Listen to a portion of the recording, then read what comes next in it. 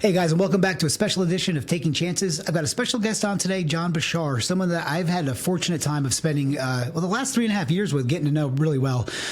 Johnny, welcome to the show. I know we get to spend a lot of time together. I know we are just chatting a few minutes ago, but I'm super excited to have you on this podcast.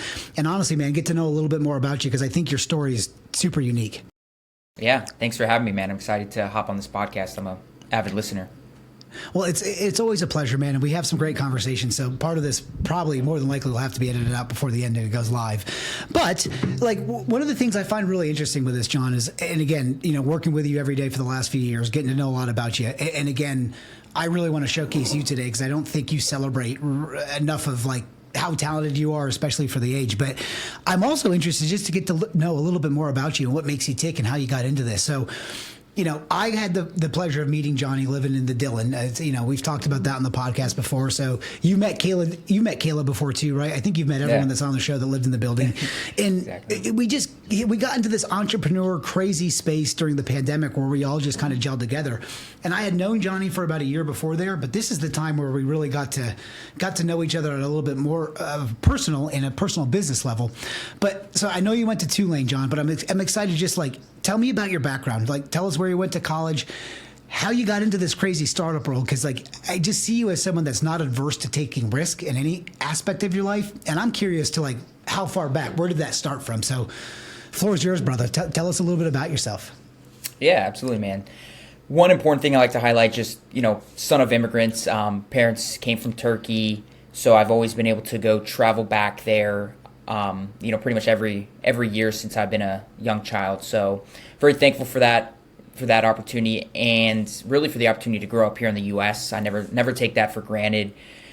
Born in Virginia, grew up in Texas mostly, and then went to high school in California, and then, like you mentioned, down to New Orleans for college at Tulane University. Okay. Tulane, I figured the best path forward would be through finance. And so that's what I studied in college. I graduated with a finance degree with a entrepreneurship and energy specialization, a minor pretty much. Okay. And so that was the path I was pretty certain I'd go down. Did private equity internship, consulting internship, got a return offer from the consultancy firm I worked at my junior year summer up in New York. Really sat down at the beginning of my senior year to see if that's something I wanted to do, and ultimately ended up turning it down. And that's really where I got the itch, man, to find some opportunities where I could get on the ground level of different businesses and help them build that team and then build it up. So my senior year started looking at, go ahead. No, I'm curious there too, John. I didn't mean to cut you off. You said so much, but keep going. We'll go back and unpack some of this because I'm curious about some of this stuff you stated there too. But while we're right on that though, what was there something about doing the internships or something, like what influenced you in that decision, right? So like, I'm assuming that you tried the corporate world out. Maybe it was some influence from your parents, like. And Johnny, I don't think I've ever asked you this. Does your family own a business? Like, what does their background look like? Because again, so you go into finance, kind of focusing on focusing on entrepreneurship, but you get in with a great consulting company. They give you an offer. I would say probably 99.5 out of 100 young people would just jump at that opportunity and not even have a thought. So what I really want to do for people is kind of to help, like, where your mindset was, right? Because I feel like a lot of people have these notions and they just kind of ignore them, Johnny. You know what I mean? They might bury them down, but like, if you can think about that, like, what were you going through a little bit mentally there? Or what was some more of the specifics that might have influenced you there, if you can speak about it? No, for sure, man. I think, that's something I didn't even think about at the time. But to your point, you asked if my family owns a business. They do not. And they, my father has worked for the same corporation for 25 years, big, Even one of the big, unique. one of the big Fortune 500 companies in the US. And so that was kind of what I was always told, from my family, which, as immigrants, that was the best, kind of safest way to get to the US and really elevate the family narrative. So that was what I was hearing from their end. But what they were able to do for me, man, is put me in a position to see other families and how they gained their success. So maybe even people that were, better off than me and my family. So I got to look at my friends' parents mostly, and an overwhelming portion of my friends' parents who were very wealthy and kind of lived the lives I wanted to live were entrepreneurs in some way. They had started their business. Maybe they worked corporate first and then eventually got their own business, their own practice. But I looked at some of my friends' parents, and their networks as kind of a people to kind of work towards, like a goal to work towards, kind of take that same path. And so that's really, I think I realized that kind of towards my end of my college career. Is it safe to say they almost created like a model for you to follow? Right? I mean, so you kind of had the position out. And it's interesting too, Johnny, because I don't, obviously you've gotten to know Cheryl a little bit, and my mom helps us out part-time once in a while. So, and I shouldn't even say it that way. She's a massive help for us. Massive. But I mean, the time that she's there, it's just interesting. So like my background was very similar with my parents. My dad had one job from the time I can remember being alive. My mom's now had two in the whole time. Do you know what I mean? The second one's HCR. Nice. So, nice. And again, I kind of want to go back to the, my parents weren't born overseas, but they're second generation. So like very much in our, infant into the United States. And I love my parents, and I know they're going to watch this too. And they've taught me so much about the kind of person I am, the quality of character I have. But I had a very similar upbringing to like I grew up in a very small town, and one of the things I think is a superpower for being a small town, you don't have the luxury of being in high school with like 500 people. Like I graduated with 126 kids. So growing up, the attorney's sons are friends with the doctor's sons, or friends with the garbage, the people that work for facilities. And I think that just gave me such a unique perspective on like the full spectrum of the United States and what like business could be. But I was ultimately I would give caveats to both the way I was raised from my parents, but then also the observations I made from my friend group and their parents. So do you feel, was that hard for you to go? I don't want to say you went against your parents, but again, living in Europe for the past few years, I would definitely say friendships, families, and this is going to sound so negative to the Americans, but they're definitely more important over here. I would definitely say it's just a little bit of a different culture. I think that family unit stays a little bit closer knit, and I think it can influence people in the better, but also sometimes the bad. Was there any kind of rift there when you were talking to your parents about like, hey, Johnny, you've got, I'm sure they were excited to see you go to Tulane, graduate, get this great opportunity, and you're like, I'm not going to do it. I'm just like, what was that conversation like? Yeah, it wasn't easy. Definitely wasn't easy. And especially with immigrant parents, man, it's really through education and through usually a corporate setting, whether it's a doctor, lawyer, investment banking, whatever. That's the safest route to, gain financial safety in the U.S. Mm-hmm. And so it was tough, man. But it's funny because like my why, why I hustle, like why I'm trying do, why I try and become the best version of myself is really for, the last name I bear, for my family. Mm-hmm. And so, but I think it's important for people to know you can have that why, but still follow your gut, still follow your intuition, even if it's different from your why in a way. And that's kind of where I went with it. And again, it's still, it's still an ongoing process, still have relatively difficult conversations. Hey, where's that big corporate job that's coming? When is it coming? And, it's, you got to kind of teeter the line a little bit and be delicate with it. But at the end of the day, I know if I went down a path that I didn't enjoy, it's only going to hurt myself and then go on to, my parents and my family. It's like a trickle up instead of a trickle down effect, And again, if you're not passionate about something, I feel that, Johnny, and I just, that resonates with me a ton. I didn't step out on my own until I was after in corporate America for a while. And I mean, I'm sure you've heard Gary Vee talk about this too. I don't think that conversation gets any easier or harder at any age, as much as I want to tell you, like it was easier when I was in my 30s, but my parents thought I was crazier. They're like, what are you, like, why? Throwing again, away everything. Fully supported, but just questioning, and again, very much my vision of myself too is kind of protecting my family for generations, and doing that through business and good tidings and all the good stuff. But all right, to get back to Tulane. So now I'm understanding I just think thank you for sharing that, number one, Johnny, because I think that is so helpful for other people that are going through those emotions, right? And I think even if it's someone that's 60 that's thinking about talking to their partner, and they're going to try to start a business. I think that statement in itself, Johnny, or that foundational block is the one that most people falter on. You know, I mean, you and I have talked about this a ton. If you just find something you're passionate about and you stay with it, you're going to be successful. I mean, there's tons of data out there. The problem is a lot of people are chasing a platform of success that was built by someone else, whether that's your parents, whether that's someone, you know, you just saw on Instagram. But if it doesn't align fully with who you are, you're not going to take the right actions to really develop that from what you see in your mind to what it becomes in reality. But to get back to Tulane now, so you've turned down this offer. Where does this kind of take you? So you had the scratch, you're getting into entrepreneurship, but talk to me about like where did that lead you from there? Yeah, so I looked at different opportunities. I remember one was an event company out in Los Angeles. Another was a software mobile ticketing application that was kind of remote.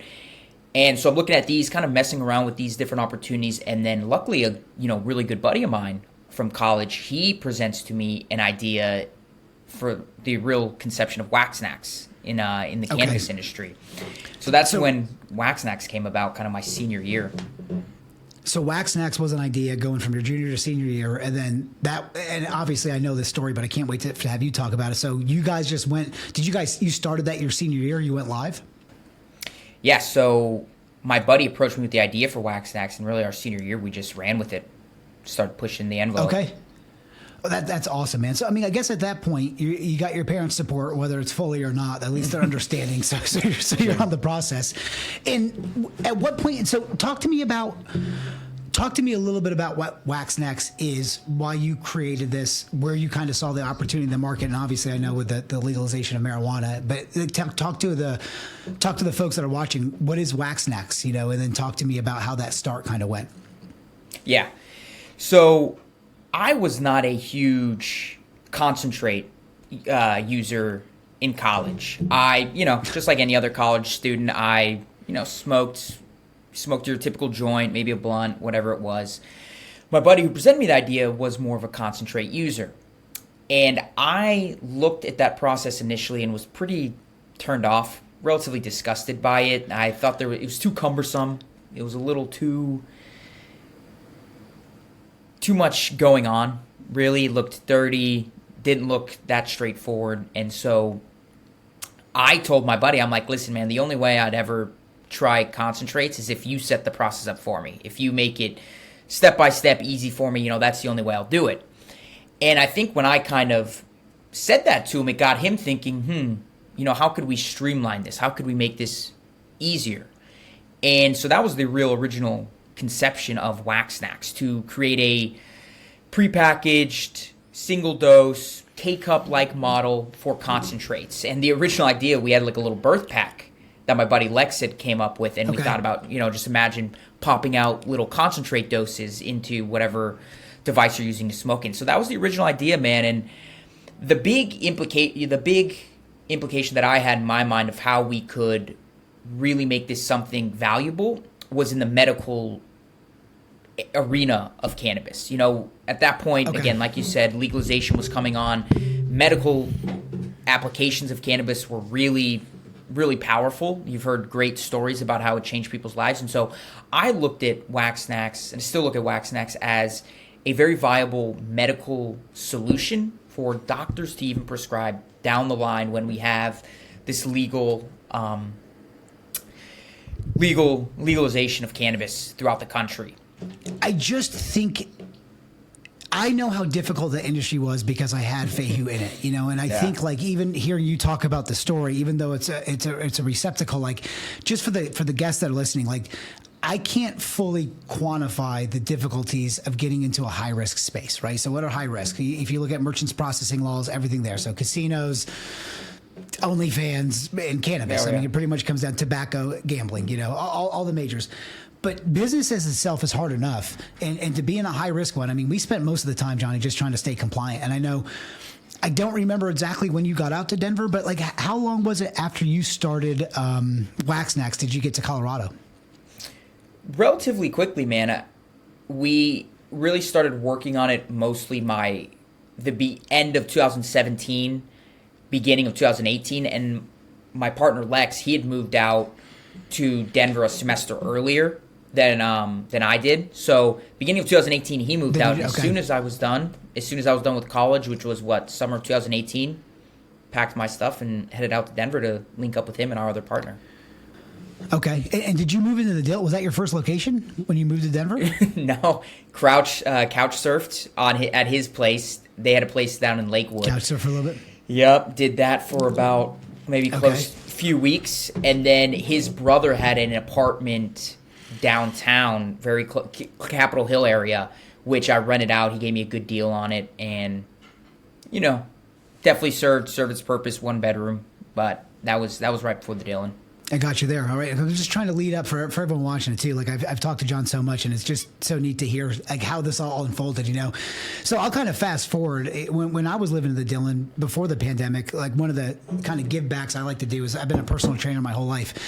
And it's honestly, Johnny, still one of the things now being overseas. I didn't realize how much that was impacting so much of my personality, but I really miss training a few people a week because I feel like it's the one place where I get to be an absolute lunatic, but it's good for other people. Like I can't really be that personality all day, every day. But when I first met Johnny, and John, like, were you going to the class before I really know that you and I gelled a little bit before the pandemic, but I know, like, even from your memory, when the hell did we really start talking about doing the cleaning service? Do you remember? I think, man, where it really actually started was some solo gym sessions. I think we interacted a few times just linking up by chance at the gym when we were both getting a workout in. And I believe you approached me and said, hey, why don't you come to one of my classes? And I think from there, which was right around, probably the beginning of 2020. Yeah. Yeah, so it was like right before. I know. Was my shoulder injured, do you remember? Because that would timestamp it for me. It's like, which surgery was I going through? Yeah. So it was right at the start of 2020. So just for the folks, too, when Johnny and I first started chatting, I think we were talking about the service business before the pandemic. Is that accurate, John? I don't want to misquote that because I feel like it's a kind of an important part of the conversation. Yeah, I think what our original conversations, man, was trying to figure out maybe even if Fahey and Wax Nax couldn't work together. But I know you were very willing to get me connected with some of your cannabis contacts. So I think that's honestly the first type of like business avenue we went down. I think it is too. And just for everyone out there here, like the last 4 episodes have been about networking. So, I mean, just to kind of think of this, someone that I've interacted with going on a 4-year basis now, someone that impacts my business, has helped growth, helped us. I mean, we've really brainstormed when we're both in the cannabis space. John's helped us with some of the, conversations around a successful exit, with his background in finance, but just the power of a conversation, man. And, my other friend, John, who you hear me talk about John all the time for Kaiser, he's always said this to me at a young age. He's like, hey, man, conversations don't cost anything. So have as many as you can. And I just, even kind of retelling our story, John, like what chance interactions that we had to lead us into being into business together. Because we didn't start off with those intentions. Like I didn't see John as some young entrepreneur. I was just like, hey, come to a fitness class. And I think the same way. Some of the stuff that John and I unpacked there, and John, I don't know how much we need to talk about this, but I know when John and I first linked up, we were talking about being in a product business, talking about being in, the cannabis space or adjacent to it. And then we started talking about starting like just some service businesses. So I still have it on the drive, Johnny. We did a little bit of a business plan for a cleaning business, if you remember.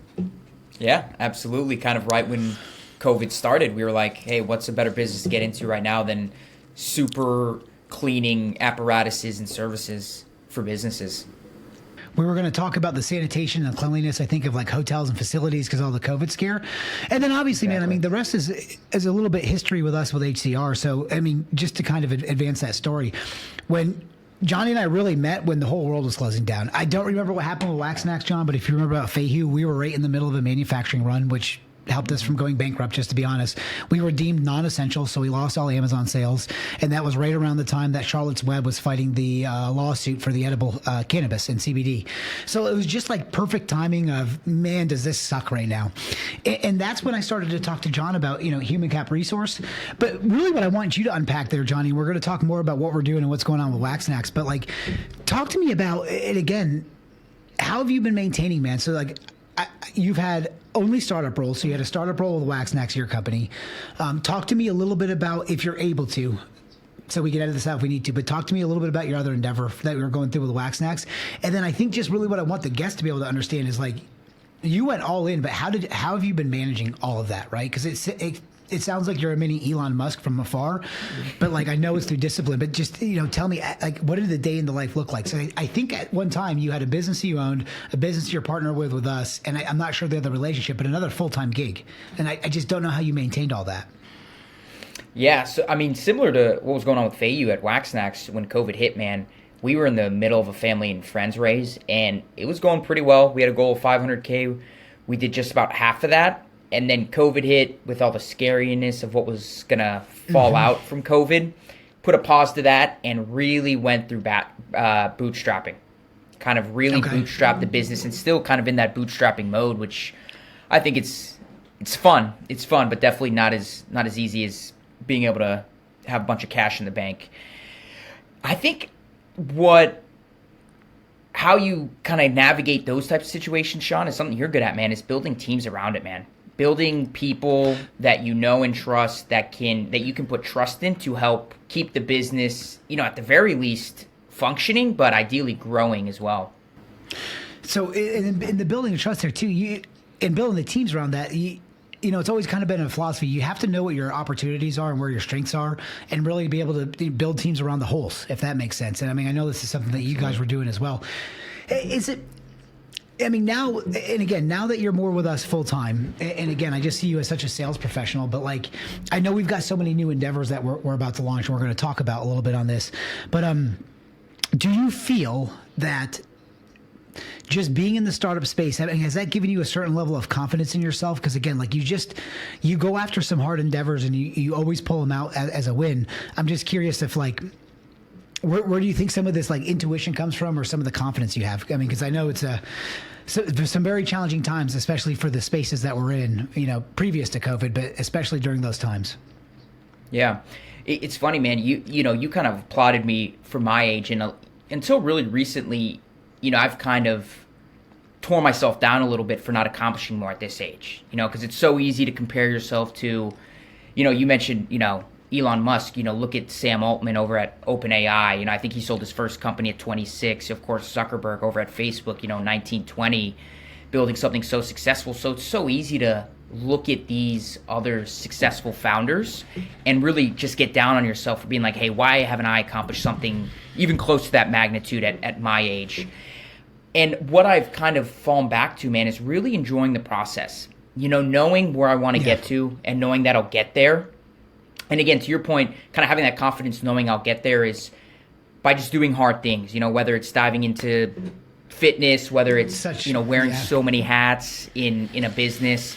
I think that's helped with the confidence, but it's just enjoying the process right now, Shaun, is really what I'm trying to build into myself a little bit more, knowing I'll get there, but really enjoying kind of what it takes to build that, the journey, they say. Because I just know, I got a feeling once me or whoever accomplishes their great goals, they look back at the times when they were grinding to get it and they miss it. They miss the hell out of it. Getting into the weeds and, being cash strapped and, having to figure stuff out on the fly, not, barely paying bills, all that. I think it's an important piece of it that I'm trying to just relish in a little bit right now. And even, in my past, even more so, kind of look back on and be like, I'm thankful for it. Well, it builds so much character, John, and like you hear so many people say this. I've heard Joe Rogan talking about it recently, and I would assume he's been living that way most of his life. Like iron sharpens iron. Like again, whether it's physical fitness, whether it's business, you want to be around people that are killers as well because they're going to make your game better. And I think ultimately, Johnny, too, of like what I want to say for you, and just it's been so cool to watch you grow over the last few years. But I just want to say this. I know what you're capable of, but I still think you're figuring out what it is going to be of like, well, you said Elon Musk and you said, Mark Zuckerberg. I think both of those guys kind of had a vision and a little established for like, not just creating a business, and what I applaud you about is you're doing the due diligence and you're getting the reps in just like you would at a gym, but you're taking your licks, you're learning and you're always seeking for more information. And Johnny, I could talk to you all day, man, but I just really, let's talk to the folks a little bit about, cause like Johnny's been someone that just so you guys know too, when the pandemic first hit, HC Resource was pretty much solely in hospitality. John and I sat at a random group table in the middle of our building, and as Johnny was starting, I said, hey, look, I want to pivot into a bunch of different spaces, but my entire team is only in hospitality.